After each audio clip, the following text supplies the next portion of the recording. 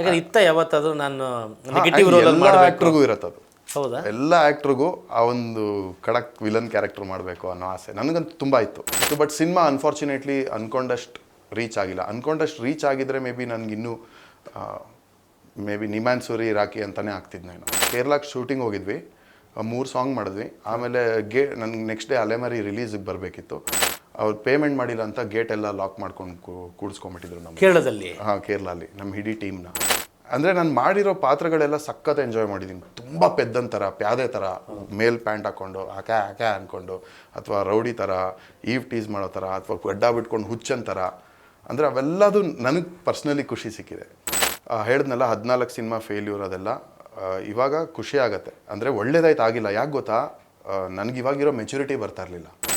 ಅದೇ ತಪ್ಪಾಗ್ತಾ ಇರುತ್ತೆ. ಬಟ್ ನಾನು ಬಾರಲ್ಲಿ ಕೂತ್ಕೊಂಡು ಎಲ್ಲ ಹಿಂಗೆ ಮಾಡ್ತಾರೆ, ಎಲ್ಲ ಮೋಸ ಮಾಡ್ತಾರೆ, ನನ್ನ ಜೀವನ ಹಿಂಗಾಗೋಯ್ತು. Again that is negativity.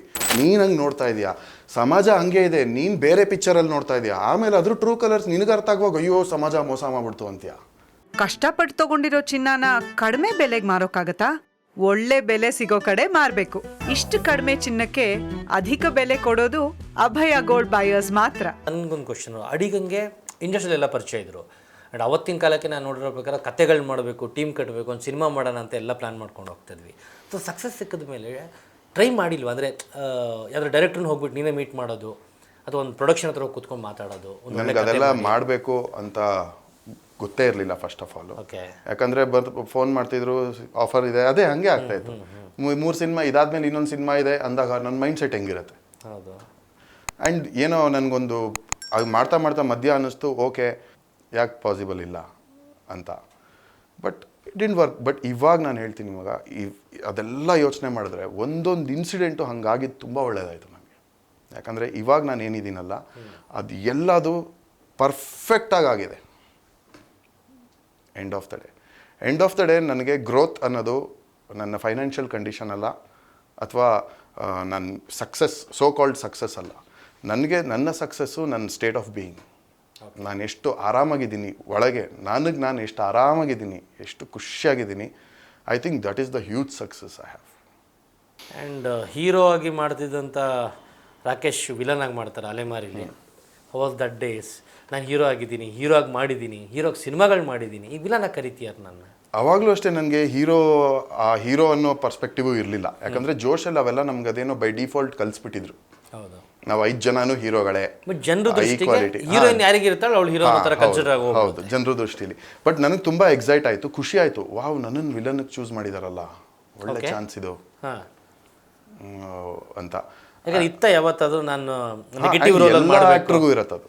ಹೌದಾ? ಎಲ್ಲ ಆ್ಯಕ್ಟ್ರಿಗೂ ಆ ಒಂದು ಖಡಕ್ ವಿಲನ್ ಕ್ಯಾರೆಕ್ಟರ್ ಮಾಡಬೇಕು ಅನ್ನೋ ಆಸೆ ನನಗಂತೂ ತುಂಬ ಇತ್ತು. ಒಂದು ವಿಲನ್ ಅಥವಾ ಸೈಕಾಟಿಕ್ ರೋಲ್ ಸಿಕ್ಕಿದ್ರೆ ನಂಗೆ ಖುಷಿಯಾಗಿದ್ದು, ನನ್ನ ನಂಬಿ ಹಾಕಿದ್ರಲ್ಲ ಈ ರೋಲ್ಗೆ ಅಂತ. ಆಮೇಲೆ ಅವ್ರ ಹತ್ರ ಡಿಸ್ಕಸ್ ಮಾಡಿದೆ, ಸರ್ ಕೂದಲು ನನ್ನ ಗುಂಗುರಿದ್ರೆ ಒಂಚೂರು ಡೀಸೆಂಟ್ ಲುಕ್ ಬರುತ್ತೆ, ಸ್ಟ್ರೈಟ್ನಿಂಗ್ ಮಾಡಿಸ್ಬಿಡ್ತೀನಿ. ರಪ್ಪ ಅಂತ ಹೂ ಅಂದರು ಸಂತವರು. ಓಕೆ, ಸ್ಟ್ರೈಟ್ ಮಾಡಿಸ್ದೆ. ಮೇಕಪ್ ಮಾಡಿದ್ರು. ಆ ಮೇಕಪ್ ಹಾಕಿ ಆ ಗೆಟಪಲ್ಲಿ ನಿಂತ್ಕೊಂಡ್ರೆ I went into that ನಿಮ್ಯಾನ್ ಸೂರಿ. ತುಂಬ ಒಳ್ಳೆ ಅಪ್ರಿಸಿಯೇಷನ್ ಸಿಕ್ತು, ಅವಾರ್ಡು ಬಂತು ಯಾವುದೋ ಒಂದಷ್ಟು ಆ ಪಾತ್ರಕ್ಕೆ. ಐ ಥಿಂಕ್ ಅದು ಒಂದು ಒಳ್ಳೆ ಅಪ್ಲಿಫ್ಟ್ ಆಯಿತು. ಬಟ್ ಸಿನಿಮಾ ಅನ್ಫಾರ್ಚುನೇಟ್ಲಿ ಅನ್ಕೊಂಡಷ್ಟು ರೀಚ್ ಆಗಿಲ್ಲ. ಅನ್ಕೊಂಡಷ್ಟು ರೀಚ್ ಆಗಿದ್ರೆ ಮೇ ಬಿ ನನಗಿನ್ನೂ ಮೇ ಬಿ ನಿಮ್ಯಾನ್ ಸೂರಿ ರಾಕಿ ಅಂತಲೇ ಆಗ್ತಿದ್ನೇನು. ಬಟ್ ಆ್ಯಕ್ಚುಲಿ ಆ ಸಿನಿಮಾ ಸಾಂಗ್ಗಳೆಲ್ಲ ಅತ್ಯದ್ಭುತ ಹಿಟ್ ಆಗುತ್ತೆ. ಹೌದು. ಆ್ಯಂಡ್ ಯೋಗಿ ಅವರು ಒಂದು ಪೀಕಲ್ಲಿ ಇರ್ತಾರೆ ಅವಾಗಿನ ಕಾಲ, ರಾಧಿಕಾ ಪಂಡಿತ್ ಅವರು. ಹೌದು, it was a wonderful team actually. And ಆ ಸಿನಿಮಾ ಆದಮೇಲೆ ಡೆಫಿನೆಟ್ಲಿ ಒಬ್ಬ ಕನ್ನಡಕ್ಕೆ ಓಕೆ ಒಳ್ಳೆ ಆ್ಯಕ್ಟರು ಖಳನಟ ಸಿಕ್ಕಿದ್ದಾನೆ ಹೆಂಗೆ ಅನ್ನೋ ಥರ. ಬಟ್ ಅದಾದಮೇಲೆ ಏನಕ್ಕೆ ಅದು ರಿಪೀಟ್ ಆಗಿಲ್ಲ? ನನಗೆ ಆನ್ಸರೇ ಇಲ್ಲ ಅದಕ್ಕೆ. ಕಾಲ್ಗಳು ಬರಲಿಲ್ವಾ? ಯಾವುದು ಸಿನಿಮಾ ಆಗಿ ಒಂದು ಸ್ವಲ್ಪ ದಿನ ಆದಮೇಲೆ ಯಾವ್ದಾರ ಪಾತ್ರ? ಅಲೆಮಾರಿ ಆದಮೇಲೆಲ್ಲ ಹೇಳಿದ್ನಲ್ಲ, ಬರ್ತಾಯಿತ್ತು, ಫ್ಲೋ ಹೋಗ್ತಾ ಇತ್ತು, ಗಾಡಿ ಓಡ್ತಾ ಇತ್ತು. ತುಂಬ ಒಂದು ಸಿನಿಮಾ ನಾನು ಮಾಡಲ್ಲ ಅಂತ ಜಗಳ ಆಡ್ಕೊಂಬಂದ್ಬಿಟ್ಟಿದ್ದೆ. ಏನಕ್ಕೆ ಅಂದರೆ ಕೇರಳಕ್ಕೆ ಶೂಟಿಂಗ್ ಹೋಗಿದ್ವಿ, 3 ಸಾಂಗ್ ಮಾಡಿದ್ವಿ. ಆಮೇಲೆ ನನಗೆ ನೆಕ್ಸ್ಟ್ ಡೇ ಅಲೆಮಾರಿ ರಿಲೀಸಿಗೆ ಬರಬೇಕಿತ್ತು. ಅವ್ರು ಪೇಮೆಂಟ್ ಮಾಡಿಲ್ಲ ಅಂತ ಗೇಟ್ ಎಲ್ಲ ಲಾಕ್ ಮಾಡ್ಕೊಂಡು ಕೂಡಿಸ್ಕೊಂಬಿಟ್ಟಿದ್ರು ನಮ್ಮ ಕೇರಳದಲ್ಲಿ. ಕೇರಳಲ್ಲಿ ನಮ್ಮ ಇಡೀ ಟೀಮ್ನ. ಆ್ಯಂಡ್ ಅಲ್ಲಿರೋ ಲೋಕಲ್ಸ್ ಎಲ್ಲ ಪಾಪ ನೀವು ಹೋಗಿ ಅಂತ ಇದ್ದಾರೆ ನನಗೆ. ಯಾಕಂದರೆ ಅವ್ರು ಶೂಟಿಂಗ್ ಟೈಮಿಂದ ನನಗೊಂದು ಒಡನಾಟ ಇತ್ತು. ನಾನು ನೋಡಿದ್ರೆ ಒಂದು ಪಾಪ ಅನ್ನೋ ಫೀಲಿಂಗ್ ಇತ್ತು. ನೀವು ಹೋಗಿ, ನಾನು ಹೇಳಿದೆ ಅಣ್ಣ ನನಗೆ ರಿಲೀಸ್ ಇದೆ. ಬಟ್ ಆ ಶೂಟಿಂಗ್ ಯೂನಿಟ್ ಅವರೇ ಬಿಡ್ತಾ ಇಲ್ಲ ಸರ್ ನೀವು ಹೋದ್ರೆ ನಮ್ಮನ್ನ ಯಾರನ್ನೂ ಬಿಡಲ್ಲ. ಅದು ನಾನು ಲೇಟಾಗಿ ಹೋಗಿದ್ದು, ಅದು ಮುಗಿಸ್ಕೊಂಡು ನಾನು ಲೇಟಾಗಿ ಹೋಗಿದ್ದು ನೆಕ್ಸ್ಟು ಅನೌನ್ಸ್ ಮಾಡಿದರು ನೆಕ್ಸ್ಟ್ ಸಿನಿಮಾ ಹೀರೋ ರಾಕೇಶೇ ಅಂತ ಆ ಪ್ರೊಡಕ್ಷನಲ್ಲಿ ಒಂದು ಪ್ರೆಸ್ ಮೀಟಲ್ಲಿ. ಓಕೆ. ಅದು ಅಲ್ಲಿಗೆ ಹೊಡ್ತಾ ಬಿತ್ತು. ಆ್ಯಂಡ್ ಇನ್ನೊಂದು ಯಾವುದೋ ಹಿಂದೆ ಮಾಡಿದ ಸಿನಿಮಾ ಕಮರ್ಷಿಯಲಿ ಒಳ್ಳೆ ರೇಟ್ಗೆ ಹೋಗಿಲ್ಲ ಅಂತ ಅದು ಹೊಡ್ತಾ ಬಿತ್ತು. ಓಕೆ. ಸೊ ಅವಾಗ ನನ್ನ ಕರೆದು ಡವ್ ಅಂತ ಸಿನಿಮಾ ನೆಕ್ಸ್ಟ್ ಸಂತೋರೆ ಮಾಡಿದ್ದು. ರಾಕಿ ಇದು ಯಾರು ಮಾಡ್ಬೋದು ನೀವು ಅಲ್ಲೂ ನೆಗೆಟಿವ್ ಮಾಡಿಸಿದ್ರು ನನಗೆ. ಆ್ಯಂಡ್ ಖುಷಿಯಾಗಿ ಮಾಡಿದೆ. ಆ್ಯಂಡ್ ಅದು ಗೋವಿಂದ್ ಅವರ ಮಗ ಹೀರೋ. ಆ್ಯಂಡ್ ಅವರು ತುಂಬ ಚೆನ್ನಾಗಿ ಅದಕ್ಕೆ ಜಸ್ಟಿಸ್ ಕೊಟ್ಟರು. ಅದು ನಾನು ತುಂಬ ಖುಷಿಯಾಗಿ ಮಾಡಿದೆ. ಅಂದರೆ ನಾನು ಮಾಡಿರೋ ಪಾತ್ರಗಳೆಲ್ಲ ಸಖತ್ ಎಂಜಾಯ್ ಮಾಡಿದ್ದೀನಿ. ತುಂಬ ಪೆದ್ದಂತರ ಪ್ಯಾದೆ ಥರ ಮೇಲ್ ಪ್ಯಾಂಟ್ ಹಾಕ್ಕೊಂಡು ಆಕ್ಯಾ ಅಂದ್ಕೊಂಡು, ಅಥವಾ ರೌಡಿ ಥರ ಈವ್ ಟೀಸ್ ಮಾಡೋ ಥರ, ಅಥವಾ ಗಡ್ಡ ಬಿಟ್ಕೊಂಡು ಹುಚ್ಚನ್ ಥರ, ಅಂದರೆ ಅವೆಲ್ಲದು ನನಗೆ ಪರ್ಸ್ನಲಿ ಖುಷಿ ಸಿಕ್ಕಿದೆ. ಬಟ್ ಅಷ್ಟು ಅದೇ ನಿಮ್ಗೆ ಮಾತ್ರ ಅಂತಲ್ಲ, ನೋಡಿದ್ರಿಗೂ ಖುಷಿ ಸಿಕ್ಕಿದೆ, ಒಳ್ಳೆ ಪರ್ಫಾರ್ಮರ್ ಅಂತ ಗೊತ್ತು. ಹಾಗೆಲ್ಲ ಇದ್ದಾಗೆಲ್ಲ ಒಂದು ಕಡೆ ಡೆಫಿನೆಟ್ಲಿ ಲಾಸ್ಟ್ ಒಂದು 14 ಇಯರ್ಸಲ್ಲಿ 15-20 ಸಿನಿಮಾ ಮಾಡೋ ಆ್ಯಕ್ಟರ್ ಅಂತೂ ಅಲ್ಲ. It should be a number ಆದರೂ ಮೇಲೆ ಹೋಗಿರಬೇಕಿತ್ತು. If not a hero, if not a villain, major ರೋಲಲ್ಲಿ. ಯಾಕಂದರೆ ನಮ್ಮ ಕನ್ನಡ ಇಂಡಸ್ಟ್ರಿಯಲ್ಲಿ ಯಾವಾಗಲೂ ಒಂದು ಮಾತುಗಳಿದ್ದಾವೆ, ಕಲಾವಿದರ ಕೊರತೆ ಇದೆ ನಮ್ಮಲ್ಲಿ ಅಂತೀವಿ. ಏನು ಇರೋರು ಸರಿಯಾಗಿ ಬಳಸ್ಕೊತಾ ಇಲ್ವೋ, ಅಥವಾ ಕಾಣಿಸ್ತಾ ಇಲ್ವೋ, ಅಥವಾ ಹೇಗೆ? ಒಂದೇ ಆನ್ಸರ್ ಅಂದರೆ, ಇದು before coming to this point ಹೇಳಿದ್ನಲ್ಲ, 14 ಸಿನಿಮಾ ಫೇಲ್ಯೂರ್ ಅದೆಲ್ಲ. ಇವಾಗ ಖುಷಿ ಆಗುತ್ತೆ. ಅಂದರೆ ಒಳ್ಳೇದಾಯ್ತು ಆಗಿಲ್ಲ. ಯಾಕೆ ಗೊತ್ತಾ, ನನಗೆ ಇವಾಗಿರೋ ಮೆಚುರಿಟಿ ಬರ್ತಾ ಇರಲಿಲ್ಲ, ಇವಾಗಿರೋ ಲೈಫ್ ಅಂಡರ್ಸ್ಟ್ಯಾಂಡಿಂಗ್ ಬರ್ತಾ ಇರಲಿಲ್ಲ ನನಗೆ. ಇದೆಯಲ್ಲ, ಇದು ದೊಡ್ಡ ಗಿಫ್ಟು. ಆ ಸಫರಿಂಗ್ ಎಲ್ಲದಕ್ಕೂ ನನಗೆ ಈ ಗಿಫ್ಟ್ ಸಿಕ್ಕಿದೆ. ಏನಂತ ಮೆಚುರಿಟಿ ಅಂದರೆ ಏನಂತ ಅರ್ಥ ಆಗಿದೆ ಜೀವನದಲ್ಲಿ? ಹಾಗಿದ್ರೆ ನನಗೆ ಯಾವುದು ದುಃಖ ಆಗಲ್ಲ ಅಥವಾ ಬೇಜಾರಾಗಲ್ಲ. ನನಗೆ ಮೆಟೀರಿಯಲಿಸ್ಟಿಕ್ ಆಸೆ ಇಲ್ಲ. ಕಾರ್ ತೊಗೊಬೇಕು, ಬೈಕ್ ತೊಗೊಬೇಕು, ನನ್ನ ಬ್ಯಾಂಕ್ ಅಕೌಂಟಲ್ಲಿ ಇಷ್ಟಿರಬೇಕು, ಯಾವುದೂ ಆಸೆ ಇಲ್ಲ. ಅಥವಾ ನನಗೆ ಸಕ್ಸಸ್ಫುಲ್ ಆಗಬೇಕು, 4 ಜನದ ಮುಂದೆ ಹಿಂಗೆ ಬದುಕಬೇಕು, ಅದೆಲ್ಲ ಭ್ರಮೆ ಅಂತ ನ್ಯಾಚುರಲಾಗಿ ಅರ್ಥ. ಯಾವುದೋ ಬುಕ್ ಓದಿ ಇದಲ್ಲ, ನ್ಯಾಚುರಲಾಗಿ ಅರ್ಥ ಆಗ್ಬಿಟ್ಟಿದೆ ನನಗೆ. ಯಾಕೆ ಹಿಂಗೆ ಅರ್ಥ ಆಯಿತು? ಮುಂಚೆ ಇರಲಿಲ್ಲ ರಾಕಿ ಈ ಥರ? ಅದೇ ಹೇಳಿದ್ನಲ್ಲ, ಆಲ್ ದಿಸ್ ಸಫರಿಂಗ್. ಹೌ ಚೇಂಜಸ್ಗೆ ಮೇನ್ ಕಾರಣ ಏನು? ಸಫರಿಂಗ್ ಏನು ಟು ಸೇ, ಓಕೆ ನಾವು ಸಿನಿಮಾಗಳು ಮಾಡಿದೆ, ಯಾರೂ ಫೋನ್ ಮಾಡ್ತಿಲ್ಲ, ಕರಿತಿಲ್ಲ. 2 ಥರ ಇರುತ್ತೆ ಬ್ರೋ. ನಿನ್ಗೆ ಏನೇ ದುಃಖ ಆಗುತ್ತೆ, ಓಕೆ, ನೀನು ಅದನ್ನು 2 ಥರನೇ ತೊಗೊತೀಯ. ಒಂದೇನು, ಇವರಿಂದ ಆಯಿತು, ನನ್ನ ಟೈಮೇ ಸರಿ ಇಲ್ಲ, ಹಿಂಗಾಯಿತು, ದಟ್ ಈಸ್ ಡಿಸ್ಟ್ರಾರ್ಟೆಡ್. ಅಂದರೆ ಆ್ಯಕ್ಚುಲಿ ನೀನು ಆಗಿರೋ ಸಿಚುವೇಶನ್ನ ಗಮನ ಬೇರೆ ರೀತಿಲಿ ಬೇರೆಯವ್ರ ಮೇಲೆ ಗೂಬೆ ಕೂಡಿಸ್ತಾ ಇದೆಯಾ, ಅಥವಾ ಹಾಗೆ ನೀನು ಸಿಚುವೇಶನ್ ಅಡ್ರೆಸ್ ಮಾಡ್ತಾ ಇಲ್ಲ.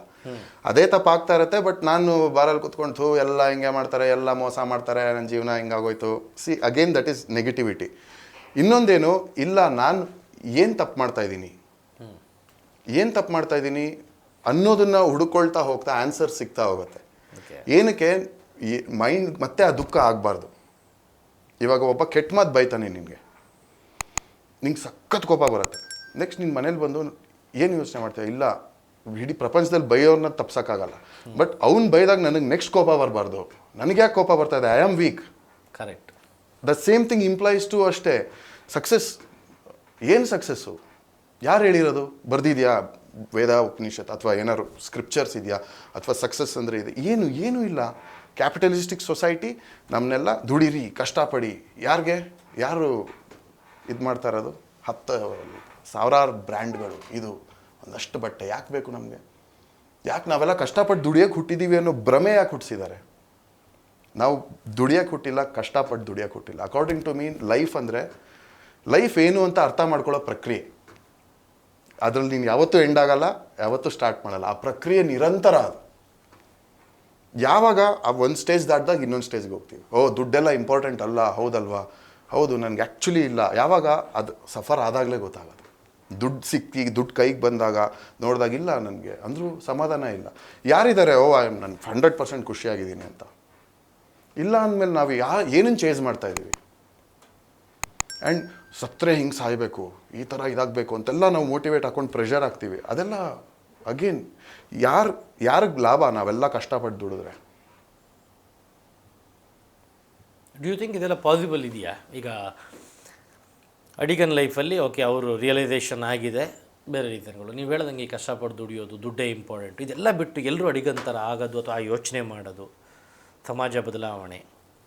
ಸಮಾಜ ಇಸ್ ಅ ಡಿಫ್ರೆಂಟ್ ಪಾಯಿಂಟ್. ಹಾಗೆ ನೀವು ಹೇಳೋ ಪ್ರಕಾರ, ನನ್ನ ಬಿಲೀಫ್ ಪ್ರಕಾರ ಎಂಡ್ ಆಫ್ ದ ಡೇ ಎಷ್ಟೇ ರೀಸೈಕಲ್ಸ್ ಆಗಲಿ, ಹೋಗೋ ಪಾತ್ ಅಥವಾ ಅಂಡರ್ಸ್ಟ್ಯಾಂಡಿಂಗ್ ಅದೇ.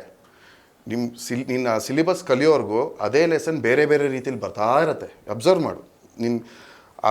ಅದರಿಂದ ಆಚೆ ಬರೋವರೆಗೂ ಬೇರೆ ಬೇರೆ ಸ್ಟೋರಿ ಅಷ್ಟೇ.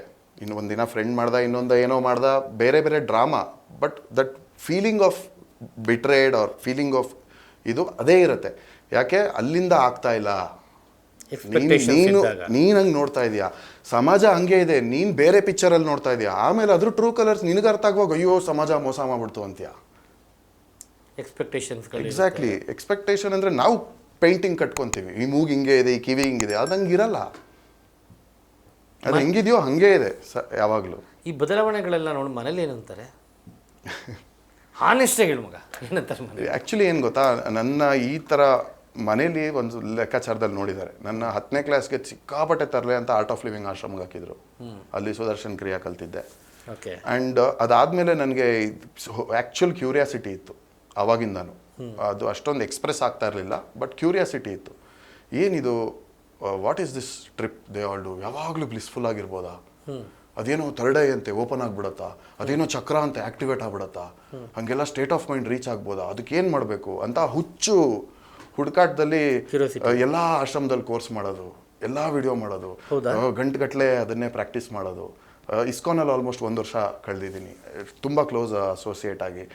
ಈಶಾ ಅಲ್ಲಿ ಇನ್ನರ್ ಇಂಜಿನಿಯರಿಂಗ್ ಕೋರ್ಸ್ ಮಾಡಿದ್ದೀನಿ, ಮತ್ತು ಹಠಯೋಗ ಕೋರ್ಸ್ ಮಾಡಿದ್ದೀನಿ. ಆರ್ಟ್ ಆಫ್ ಲಿವಿಂಗಲ್ಲಿ ಸೈಲೆನ್ಸ್ ಪ್ರೋಗ್ರಾಮು ಮತ್ತು ಸುದರ್ಶನ್ ಕ್ರಿಯಾ ಕೋರ್ಸ್ ಮಾಡಿದ್ದೀನಿ.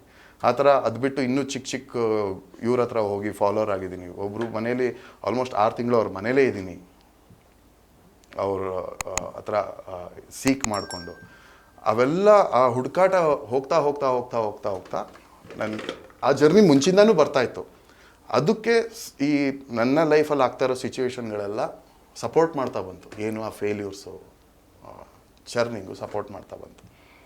ಯಾಕೆ ರಾಕಿಗೆ ಐ ಮೀನ್ ಆಧ್ಯಾತ್ಮದ ಕಡೆ ಅಷ್ಟೊಂದು ಒಲವು ಬಂತು ಸಡನ್ ಆಗಿ? ಬಿಕಾಸ್ ಆಧ್ಯಾತ್ಮ ಅನ್ನೋದು ಕಣ್ಣು ಮುಚ್ಕೊಂಡು ತಪಸ್ ಮಾಡೋದಲ್ಲ.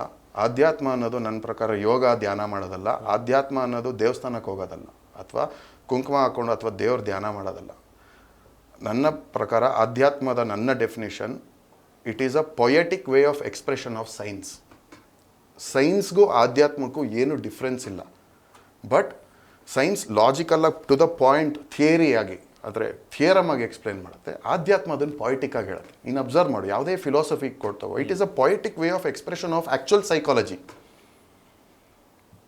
Actual human psychology.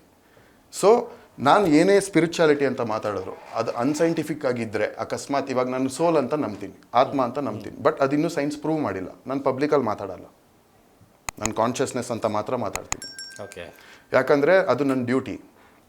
ನನಗೆ ಏನೇ ಎಕ್ಸ್ಪೀರಿಯನ್ಸ್ ಆಗ್ಬೋದು, ನನಗೆ ಔಟ್ ಆಫ್ ಬಾಡಿ ಎಕ್ಸ್ಪೀರಿಯನ್ಸ್ ಆಗ್ಬೋದು, ಬಟ್ ನಾನು ಮಾತಾಡುವಾಗ ನನಗೆ ನಾನೇ ಹಾಕ್ಕೊಂಡಿರೋ ಒಂದು ರೂಲು, ನಾನು ಏನೇ ಸ್ಪಿರಿಚುಯಾಲಿಟಿ ಅಥವಾ ಇದು ಅಂತ ಮಾತಾಡಿದಾಗ ಅದು ಅನ್ಸೈಂಟಿಫಿಕ್ ಆಗಿರಬಾರ್ದು. ಅದಕ್ಕೆ ಧ್ಯಾನ ಅಂದರೆ ನನಗೆ ಯಾರೇ ಕೇಳಿದ್ರು, ಏತಿಸ್ಟ್ ಕೇಳಿದ್ರು, ನನ್ನ ಡೆಫಿನೇಷನ್ ಒಪ್ಕೊತಾರೆ.